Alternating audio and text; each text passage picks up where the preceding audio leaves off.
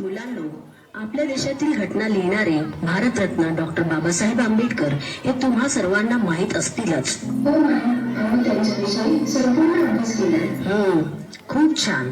पण संपूर्ण आयुष्यभर त्यांच्या मागे खंबीरपणे उभ्या राहणाऱ्या त्यागमूर्ती म्हणजेच त्यांच्या पत्नी माता रमाबाई भीमराव आंबेडकर आज मी तुम्हाला त्यांच्याबद्दल सांगणार आहे.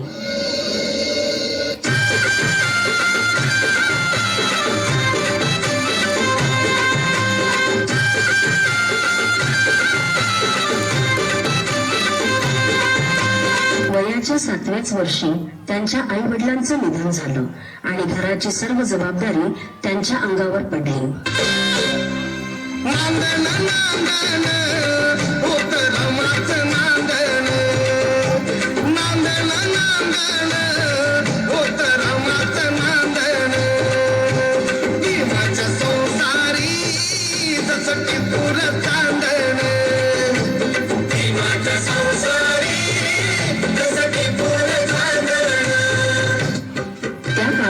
बालविवाह ही प्रथा प्रचलित असल्यामुळे वयाच्या 9व्याच वर्षी त्यांचा विवाह भीमराव आंबेडकर यांच्या बरोबर झाला.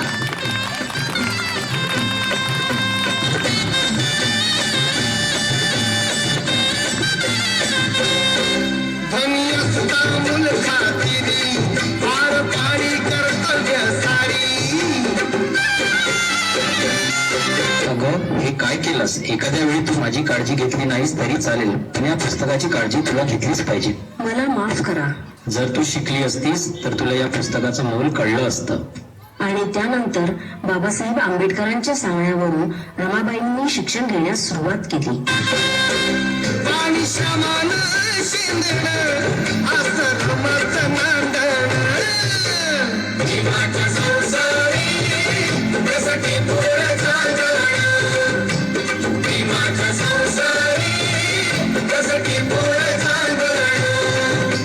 पुढच्या शिक्षणासाठी बाबासाहेब आंबेडकरांना परदेशी जावं लागलं, म्हणून रमाबाईंनी संपूर्ण घराची जबाबदारी स्वतःवर घेतली.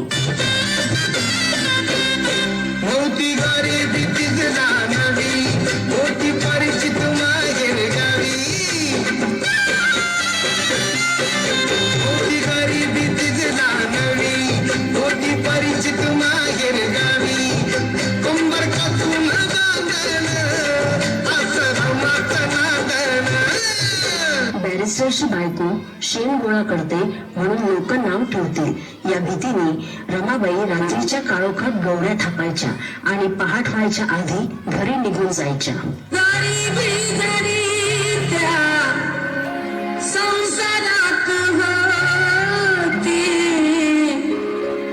रमाची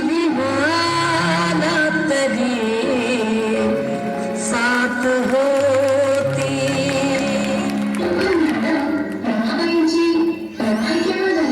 रमाबाईंच्या 5 मुलांपैकी 4 मुलांचा मृत्यू त्यांनी खूप जवळून पाहिला होता. त्यापैकी राजरत्न हा बाबासाहेबांचा खूप लाडाचा मुलगा. तो वारला तेव्हा त्याच्या कफनाकरिता बाबासाहेबांजवळ पैसे नव्हते हे रमाईला माहित होतं. तेव्हा रमाईने आपला पदर फाडून राजरत्नाला झाकण्यासाठी कफनाचा कापड दिला. त्यानंतर लहान मुलांना उपाशी पोटी पाहणं त्यांना कधीच सहन झालं नाही. अशाच एका वेळी भुकेल्या मुलांची दशा पाहून बांगड्या सोन्याच्या रमाईने दिल्या काढून आणि त्या दिवसानंतर सगळी मुलं रमाबाईंना रमाई म्हणू लागली.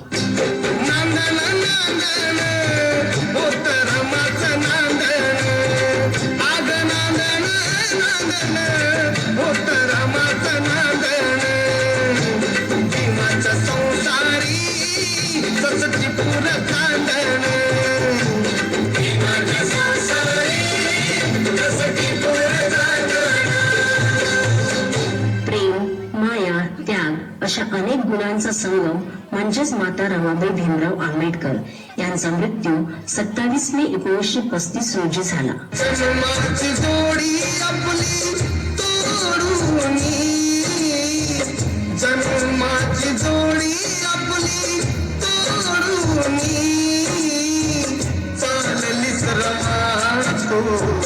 मला